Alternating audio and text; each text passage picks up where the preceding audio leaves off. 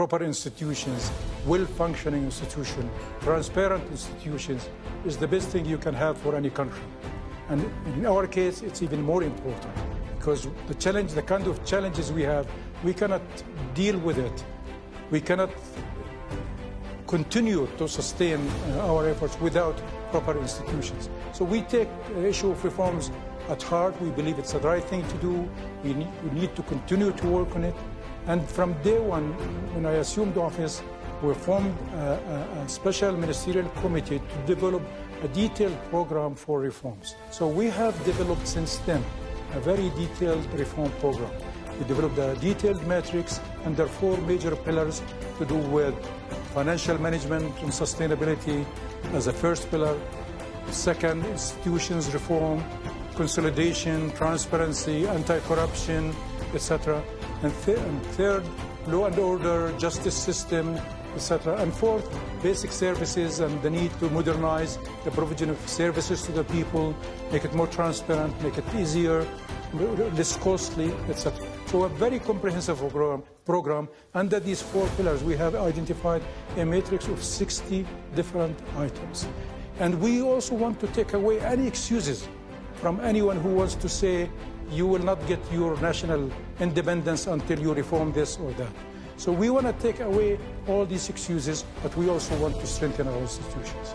So I want to tell you that reforms are important. Reforms are good for us. We are committed to continue to implement our reform agenda, but we also expect Israel to do its part, because without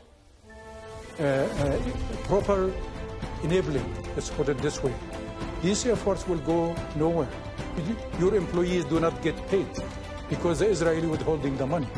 You cannot reform when people cannot move to go to their work because there's 1,000 checkpoints spread around the West Bank.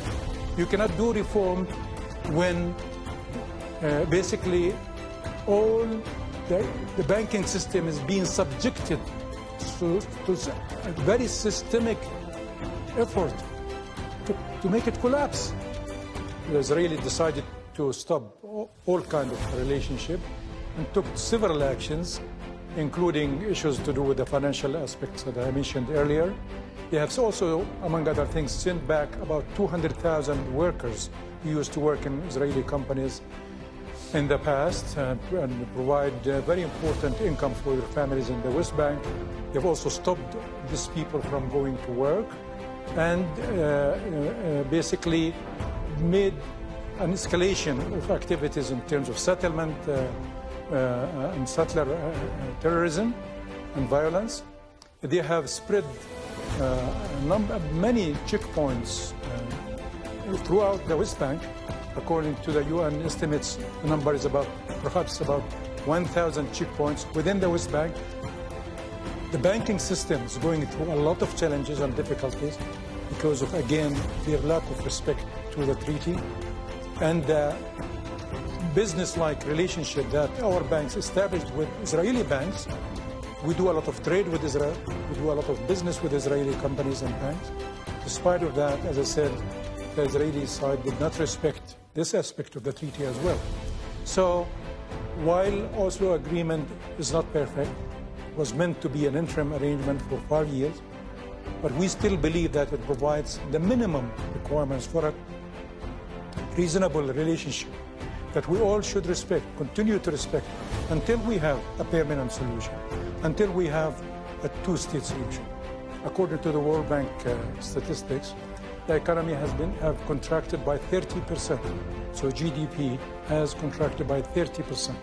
It's never before. Second, unemployment was about 15% in the West Bank before the war. In the West Bank, this is about 34% today. Gaza, 85% unemployment. So the average Palestinian unemployment rate now is 51%. Obviously, the budget deficit has increased because of the fact that Israelis withholding our money.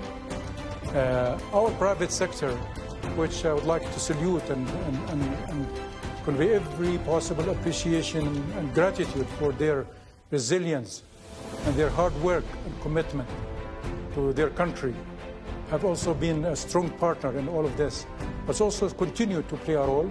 But they also have been affected by all of this. So every aspect of our lives have been affected by this. But I want to assure you, America, and everybody else, that our people is resilient, and our people will get out of this strong. We will. It's painful to go through all of this. It's been extremely difficult.